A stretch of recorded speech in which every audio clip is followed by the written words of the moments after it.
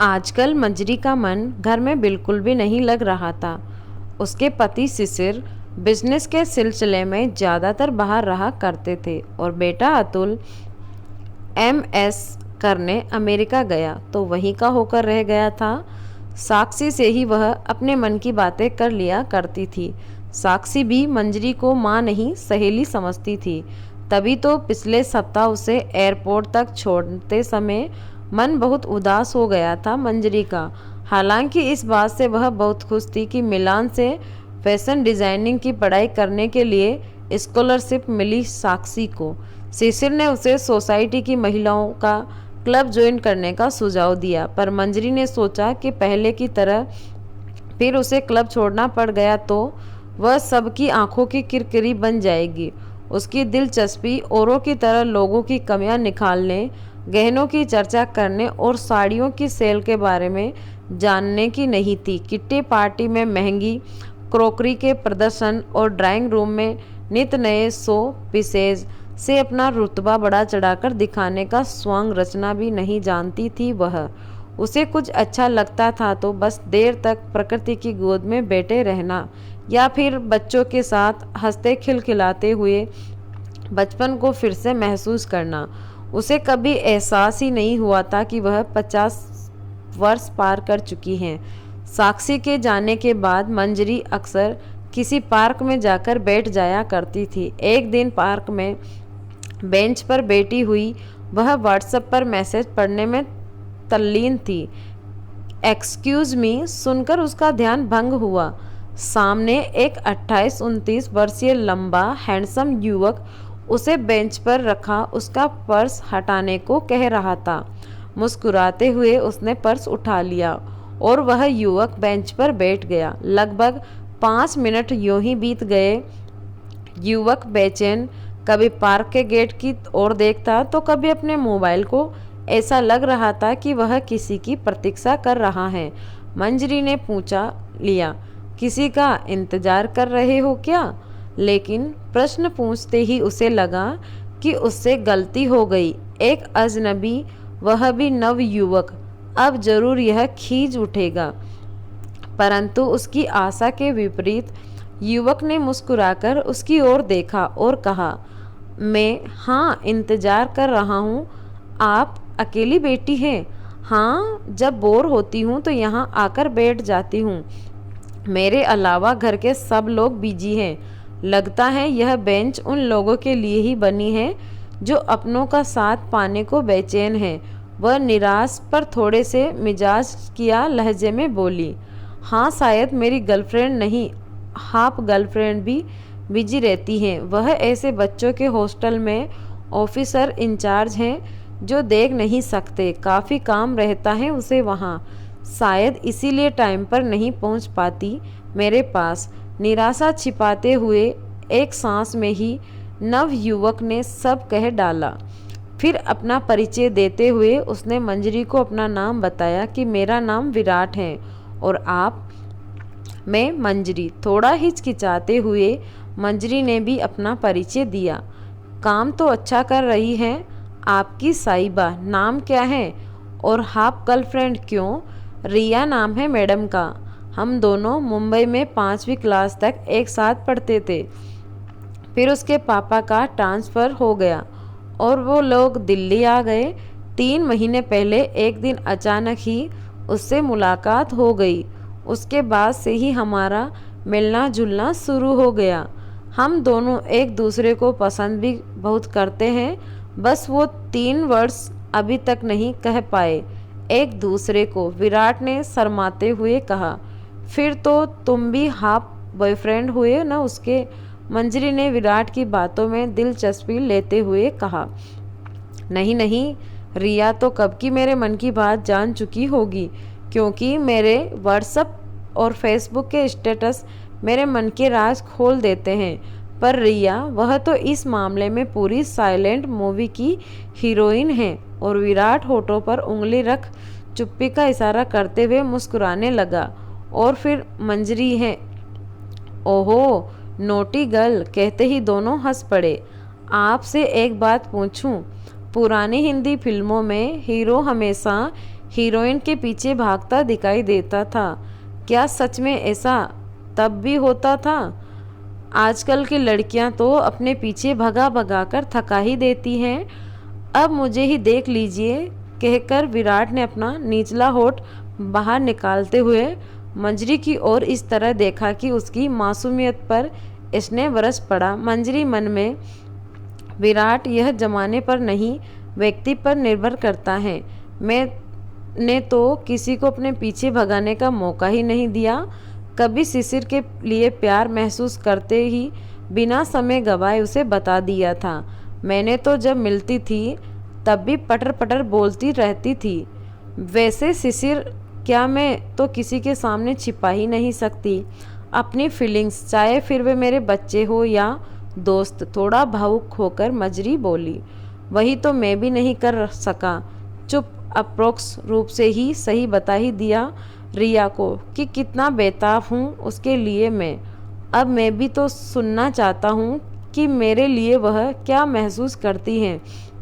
बेचैन सा होता हुआ वह बोला, मैंने बहुत कुछ सीखा है अपने बड़बोले स्वभाव से। मैं तुम्हें बता दूंगी कि रिया से कैसे उसके दिल की बात उगलवानी है तुम्हें, ठीक है? डील? डील। और दोनों ने हंसते हुए एक दूसरे से हाथ मिलाया। मोबाइल नंबरों के आदान प्रदान के बाद मंजरी घर की ओर चल पड़ी। विराट दिल्ली में स्थित एक इंटरनेशनल कंपनी में वाइस प्रेसिडेंट था। उसके माता पिता मुंबई में रहते थे, तो विराट बहुत बातूनी था, पर कम ही लोग उसके दिल को छू पाते थे। मंजरी के अपनेपन और दोस्ताना व्यवहार ने विराट के दिल में जगह बना ली और दोनों के बीच फ़ोन और व्हाट्सएप के द्वारा बातचीत का सिलसिला शुरू हो गया। कुछ ही दिनों में वे इतना घुल मिल गए कि अपनी रोज़ की बातें शेयर करने लगे। विराट जब भी मंजरी से मिलता अपने मन में हलचल मचा रहे सवाल पूछ डालता। मंजरी भी आराम से उसके सवालों का जवाब देती। जब कभी वह मंजरी से अपने और रिया के संबंधों को लेकर कोई सवाल करता तो मंजरी की प्रेम के विषय में इतनी गहरी समझ देखकर हैरान रह जाता। वह जान गया था कि 60 की उम्र के आसपास पहुंचकर भी प्यार कैसे जैसे शब्द बेमानी नहीं होते। यह अलग बात है कि उस सोच में एक परिपक्वता आ जाती है। मंजरी से मिला स्नेह और मार्गदर्शन जहां विराट को बेहद सुखद अनुभूति देता, वहीं मंजरी भी विराट के उत्साह से प्रभावित होकर एक नई शक्ति महसूस करती। धीरे धीरे वे दोनों एक अनाम से रिश्ते में बंध गए थे। लगभग 1 महीने की बिजनेस टूर से शिशिर जब घर लौटे तो मंजरी बदली बदली सी लगी। पहले की तुलना में वह काफ़ी खुश दिख रही थी। लाल क्रेपी के साथ क्रीम कलर का लंबा सा कुर्ता पहन अपनी फेवरेट परफ्यूम लगाए घर में फुदकती हुई वह 25 साल पुरानी मंजरी लग रही थी।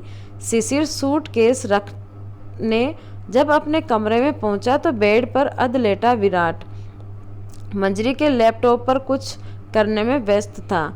उससे पहले कि उनकी कुछ बातें होती, मंजरी सबके लिए कॉफ़ी लेकर आ गई और विराट का अपने दोस्त के रूप में शिशिर से परिचय करवा दिया।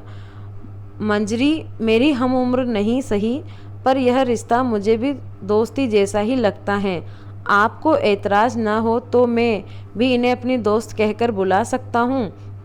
विराट ने शिशिर से बड़ी आत्मीयता से पूछा। सिर्फ दोस्त कहकर बुलाओगे? अरे भाई, दोस्त समझो इन्हें। लगता है तुम में इन्हें एक ऐसा साथी मिल गया कि हमारी मैडम किट्टी और पड़ोस की सहेलियों से मिलने तक नहीं जा पाती। अब बाहर जाया करूँगा तो मंजरी की चिंता नहीं होगी मुझे। Well done young man. Shishir ने विराट की पीठ थपथपा दी। कॉफ़ी की चुस्कियों के साथ तीनों की बातचीत का शोर घर में सुनाई देने लगा। रिया को लेकर विराट का उतावलापन देख मंजरी कभी कभी खूब हंसती। विराट चाहता था कि रिया जल्द से जल्द उसे अपने मन की बात कह दे और यह रिश्ता किसी मंजिल तक पहुंच जाए। मंजरी ने विराट को रिया के सामने थोड़ा सीमित रहने का सुझाव दिया ताकि रिया स्वयं को टटोलना शुरू करे। मंजरी की बात मानकर विराट ने अब बराबर रिया को फ़ोन और मैसेज करना बंद कर दिया। व्हाट्सएप पर और फेसबुक पर भी अब सोच समझकर स्टेटस डालने लगा। अपने मन की बात मन ही में ही रखने से विराट को थोड़ी मुश्किल जरूर हुई, पर इसका परिणाम वैसा ही निकला जैसा वह चाहता था। उस दिन कॉफ़ी शॉप में विराट जानबूझकर रिया को ऑफिस की बोझिल बातें सुनाने लगा। कुछ देर चुपचाप सुनने के बाद बोर होते हुए रिया बोली, बस करो न अब प्लीज़, हमेशा की तरह अपने शौक, अपने बचपन और कॉलेज के शैतानियों की बात करो न। क्यों अनजान बनते हो? विराट ने पूछा। क्यों, क्या अच्छा लगता है तुम्हारे बारे में जानना? रियली? पर कुछ तो वजह होगी इसकी। विराट को मंजिल करीब लग रही थी। विराट, बड़े खराब हो तुम। अरे मुझ पर गुस्सा, लव यू तुम ही नहीं बोला जा रहा, और नाराज़गी मुझ पर सब बातें करने की नहीं होती। क्या मैंने कभी तुम्हें प्यार कबूलने को कहा?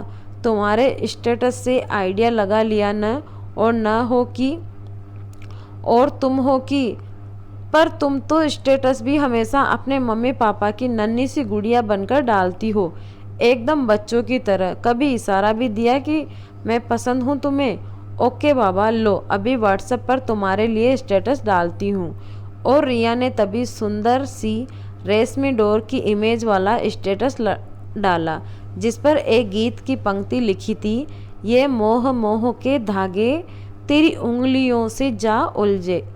स्टेटस पढ़ते ही विराट की खुशी का ठिकाना न रहा और उसने रिया का हाथ पकड़कर चूम लिया। मन ही मन वह मंजरी का धन्यवाद करना भी नहीं भूला।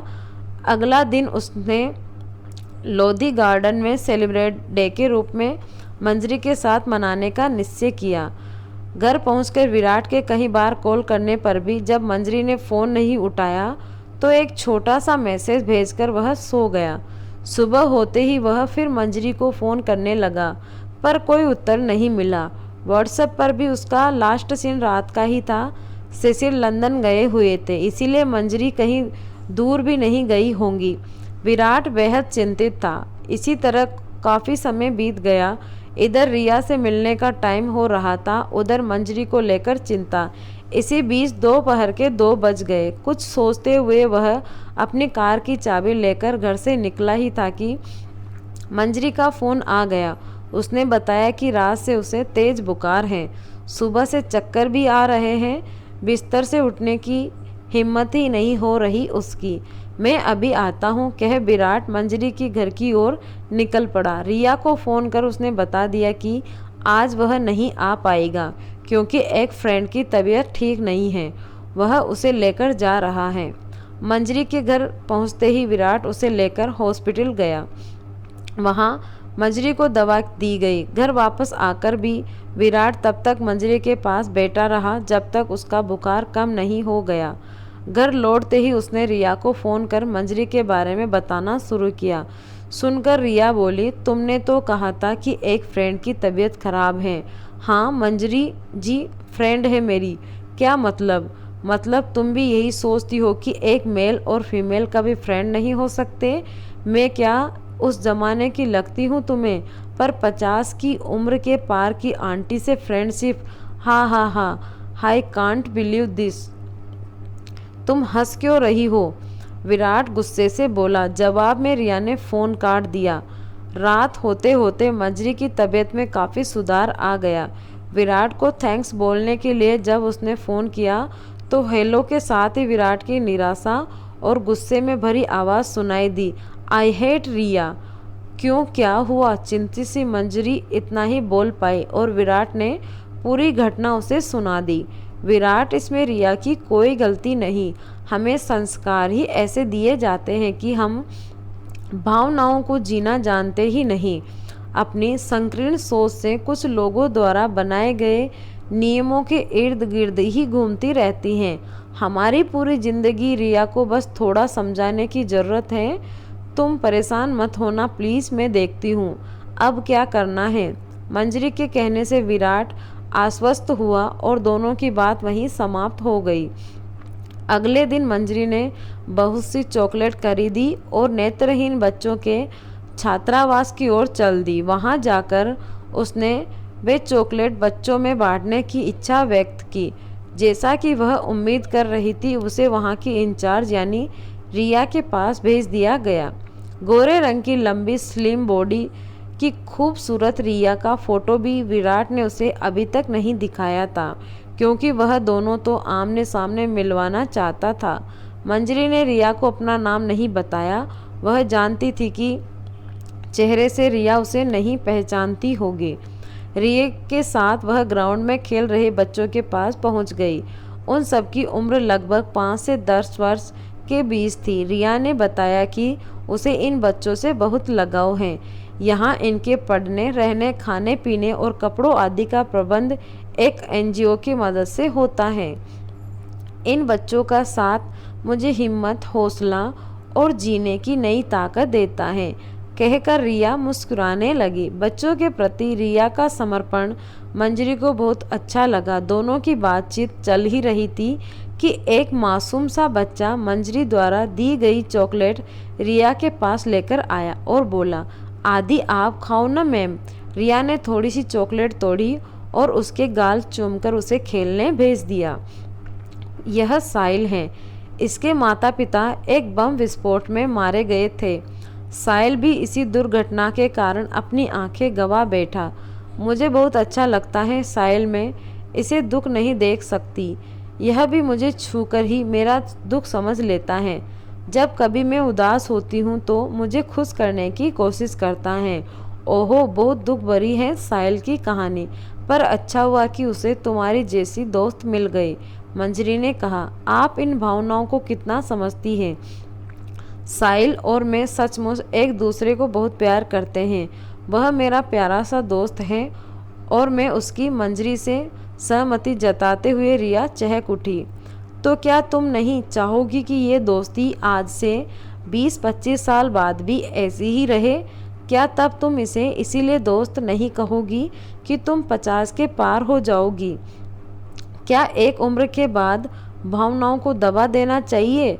अगर उस समय साहिल आज की तरह ही तुमसे लगाव महसूस करे, तो क्या तब उम्र के अंतर को ध्यान में रखते हुए उसे तुम्हारे प्रति अपने प्यार को कम कर देना होगा? या फिर तब रिश्ते का नाम दोस्ती से बदलकर कुछ और रखोगी? क्या नाम होगा उस रिश्ते का? शायद कोई नहीं। तब क्या होगा रिया, बता सकती हो तुम? रिया की ओर देखकर मंजरी लगातार मुस्कुराने की कोशिश कर रही थी। प्यार तो ऐसा ही होगा शायद दोनों में, और नाम तो दोस्ती ही होगा रिश्ते का। अब भी और तब भी, सोचती हुई सी रिया बोली, अगर साहिल और तुम्हारे रिश्ते को दोस्ती का नाम दिया जा सकता है तो विराट और मंजरी के रिश्ते को क्यों नहीं? मंजरी के सब्र का बांध टूट गया और आंखों से झरझर आंसू बहने लगे। रिया जैसे सोते से जागी हो। आप मंजरी जी हैं ना? कहकर वह मंजरी से लिपट गई। उसकी आंखों से भी आंसू निकल पड़े।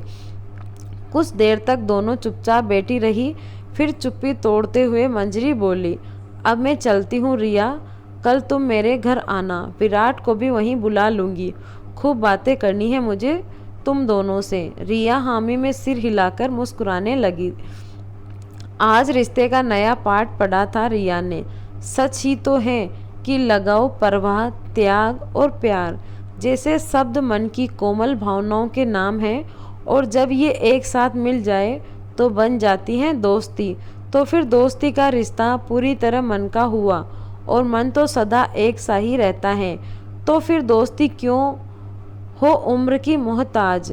अपने मन की बात विराट तक पहुंचाने के लिए रिया ने उसे व्हाट्सएप पर मैसेज किया। विराट, रिश्तों की गहराई को मैं समझ नहीं पाई थी। अपनेपन की सुगंध से भरे किसी भी रिश्ते को उम्र के अंतिम पड़ाव तक भी मुरझाना नहीं चाहिए। मेरी ख्वाहिश है कि तुम्हारी और मंजरी की दोस्ती हमेशा महकती रहे। सचमुच बहुत सुंदर है ये फूल सी दोस्ती। तो दोस्तों, आज की कहानी आपको कैसी लगी आप कमेंट करके बताएं। ये थी हमारी एक दोस्ती पर प्यारी सी कहानी। धन्यवाद दोस्तों।